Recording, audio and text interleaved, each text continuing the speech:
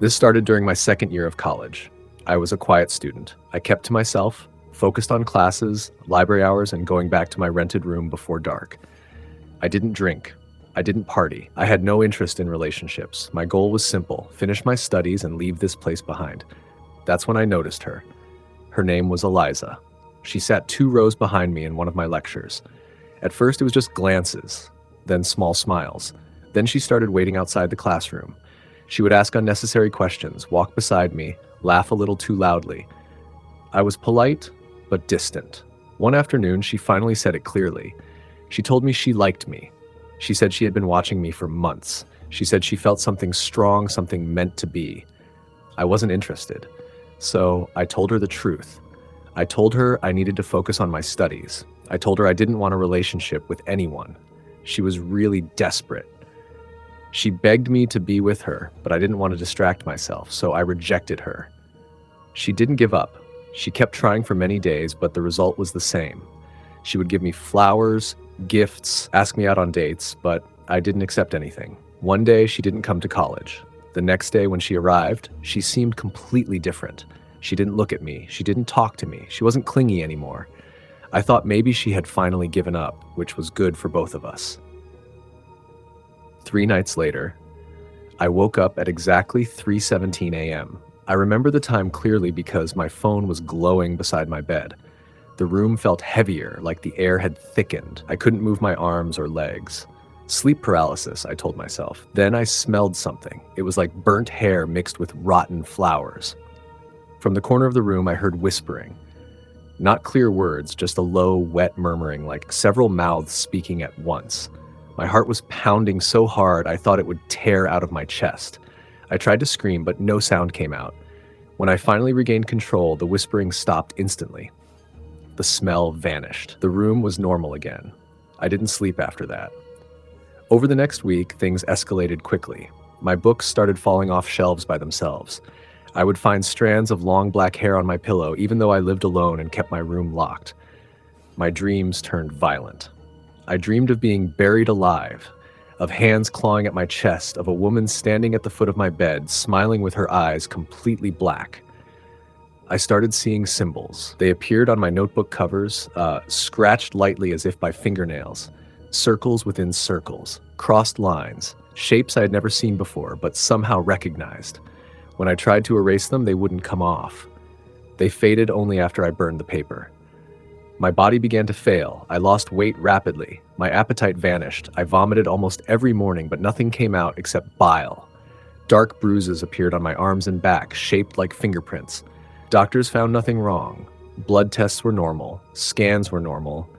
At night, the worst things happened. I would hear knocking from inside the walls. Slow, deliberate. 3 knocks. Always 3. Sometimes my name was whispered right against my ear in a voice that wasn't male or female.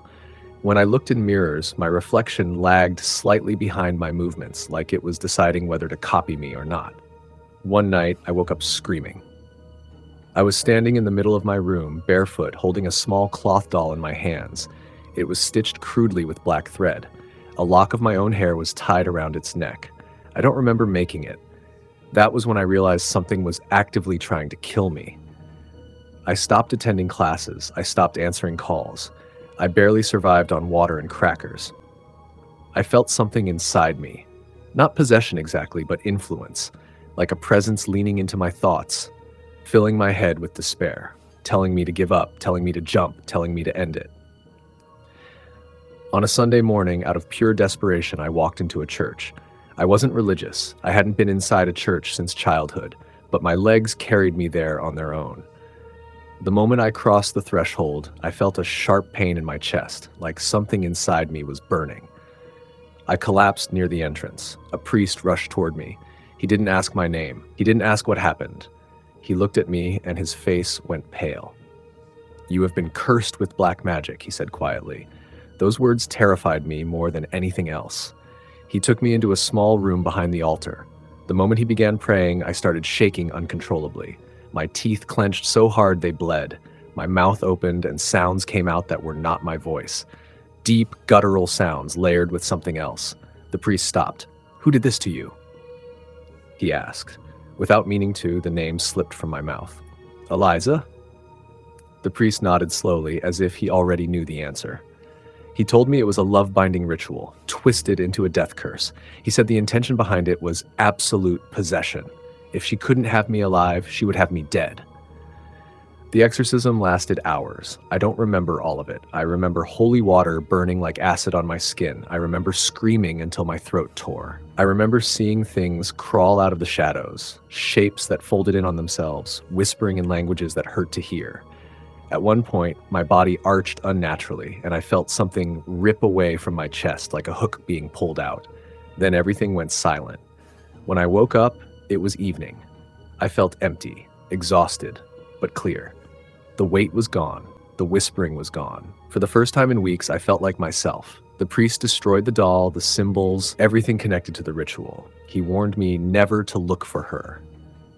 The next day, Eliza didn't come to class. She never came back. People said she dropped out. Some said she moved away. Others said no one could reach her. Her phone was disconnected. Her apartment was found empty, with all her belongings left behind. I never saw her again. Hello, my name is Albert. I am from Toronto, Canada. I heard a story from my grandmother long ago, and today I feel like I have finally found a place where I can share it. It was a black magic-related incident that happened many years ago, and my grandmother witnessed the terror herself. I will write it exactly the way she described it.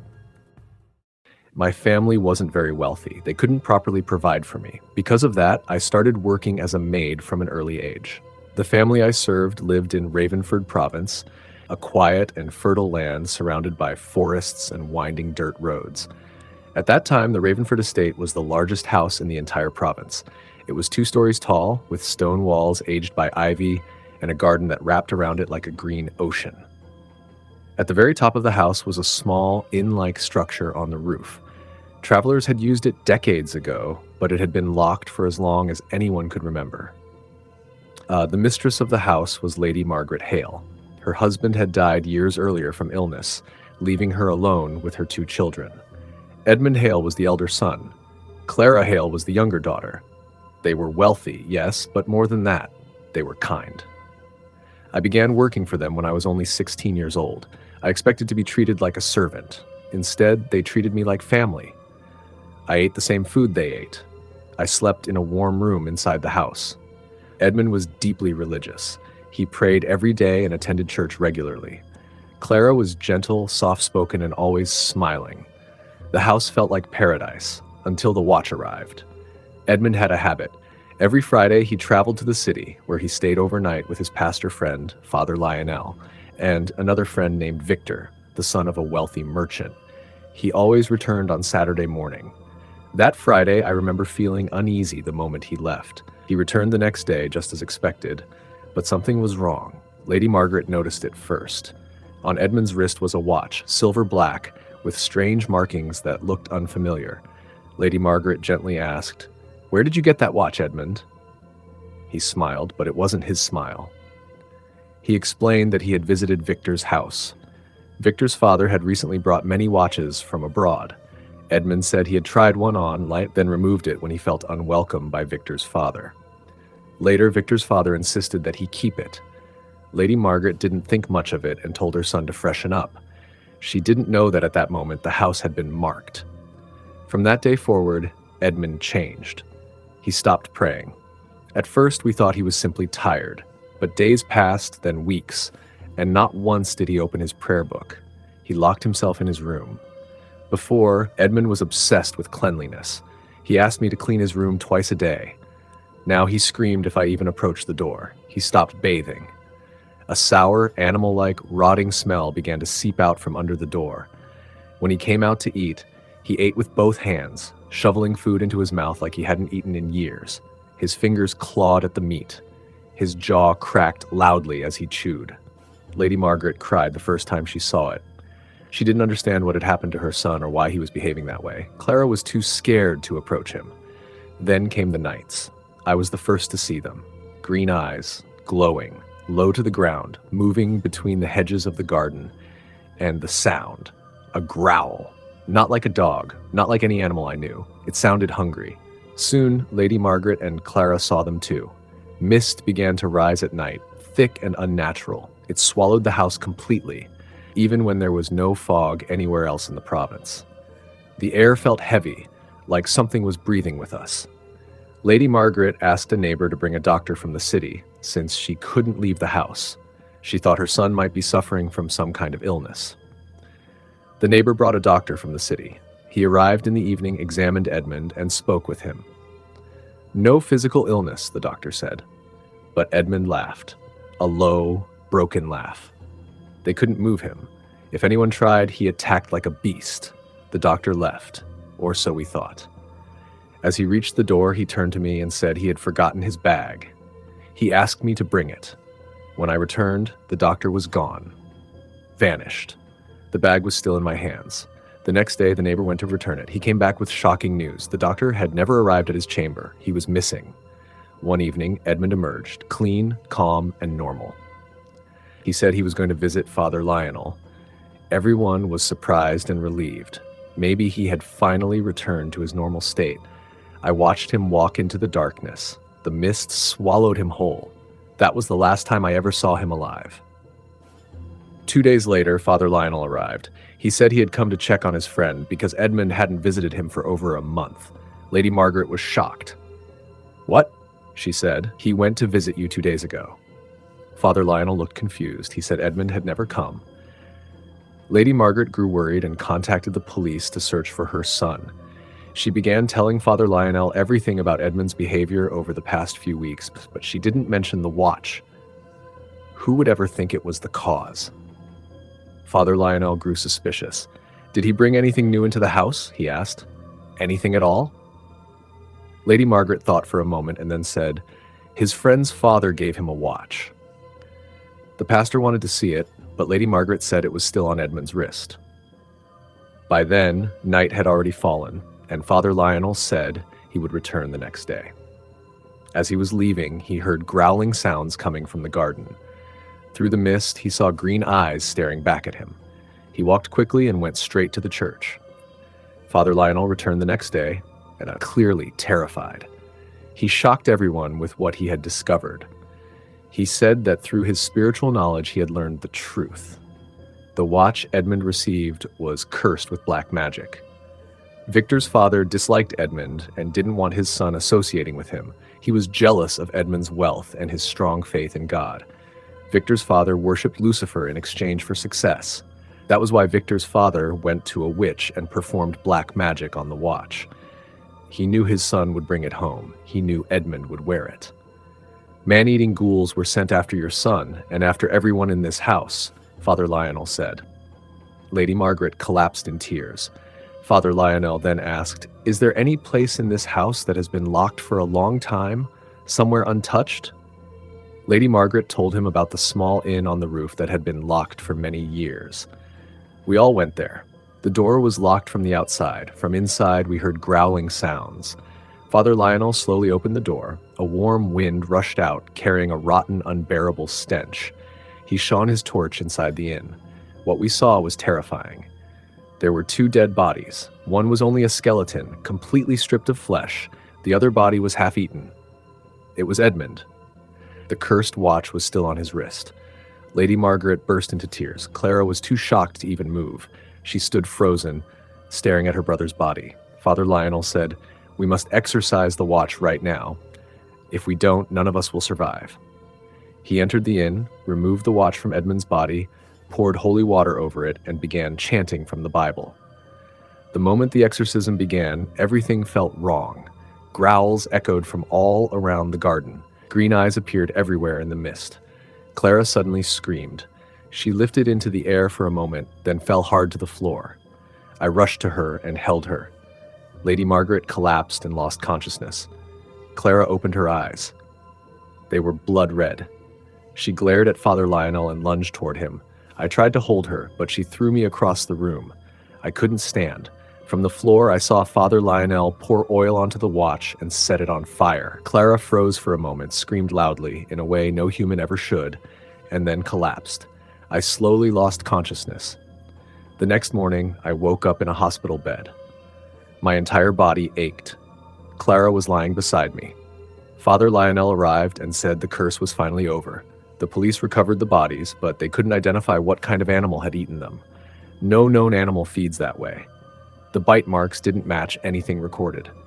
And that other body belonged to the doctor. That explains why he was missing. Victor's father was never punished because the law and the police don't believe in black magic. People get away with terrifying crimes and innocent people suffer. After that day, Lady Margaret and Clara moved far away. I never saw them again. That was the terrifying hell my grandmother witnessed. I know many people won't believe this story, but if something paranormal ever happens to you, you will truly understand what terror feels like.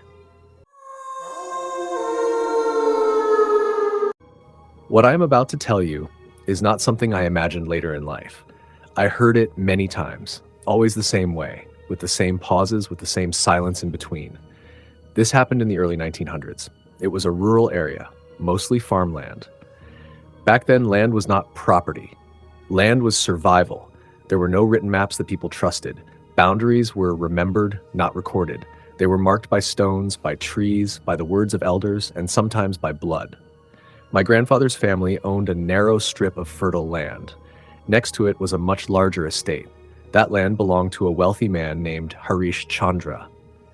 He had money, he had influence, and he had patience. One day, he claimed the boundary stone had been moved. My great-grandfather said it had not. He had worked that land since his youth. Crops had grown there every year. There had never been a dispute. But after one unusually good harvest, Harish wanted the land. Meetings were held, elders spoke, arguments repeated themselves. In the end, the land stayed with my great-grandfather. But when Harish left the final meeting, he was smiling. Not the smile of defeat, the smile of someone who was finished asking. A few weeks later, things began to change. The cattle refused to step onto the disputed field. They stopped at the edge. They pulled back. They snorted and trembled. Tools left there overnight were ruined by morning. Metal rusted too fast. Wood cracked for no reason. The crops grew unevenly. Some areas were healthy, others died completely. The patterns did not look natural. My great-grandfather called it bad luck. He was not a superstitious man. Then my grandfather began hearing sounds at night. Footsteps, slow, barefoot, moving around the house. They never entered the yard. They only circled it. Sometimes there was coughing, dry, strained, like an old man trying to breathe. When my grandfather spoke about it, his father dismissed him. Fear, he said, feeds itself. The first death was the dog. It was found hanging from a neem tree near the field. There was no rope, no broken branch. The body was stiff, twisted. The eyes were still open. No one could explain how it happened. Harish's men said it was wild animals. No one believed them. No one challenged them.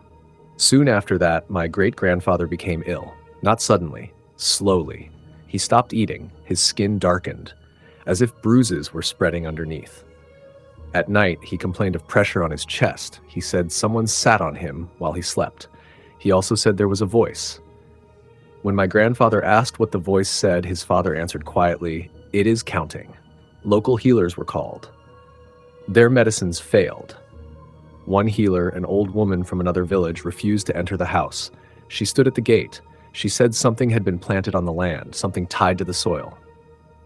Not the body. That night, my grandfather acted alone. He burned the clothes his father had been wearing. He burned them near the disputed field. As the fire faded, he heard a scream. It was not loud. It was sharp, like breath tearing apart. The next morning, his father was worse. 3 days later, my great-grandfather died. The record said fever. My grandfather said that was a lie. His mouth was open. His teeth were clenched. His tongue was bitten through. His fingernails were torn. Bloody, as if he had been clawing at the earth. After the funeral, Harish came to the house. He offered condolences. Then he offered money. He said the land was cursed now, that keeping it would only bring more suffering. My grandfather's mother refused. After that, nothing felt safe. My grandfather woke with mud on his feet. Even though he had not left the house, symbols appeared near the boundary stone, carved deep, filled with ash and hair.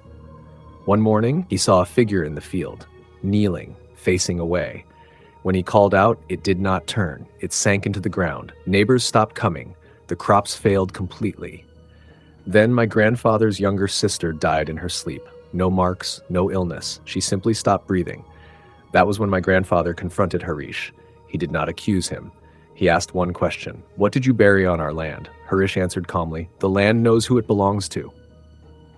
Within a month, the land was sold. The day the papers were signed, the sounds stopped, the whispers ended. Years later, Harish died alone. People said he screamed through the night, begging someone to stop counting. His body was found facing the same field, his fingers dug into the soil. My grandfather lived a long life, but he never touched farmland again.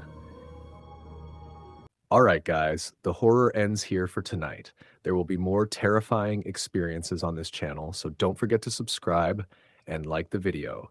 Share it with your horror nerd friends. If you've experienced something paranormal, you can email your story to the address in the description. See you in the next video. Stay safe until then, if you can.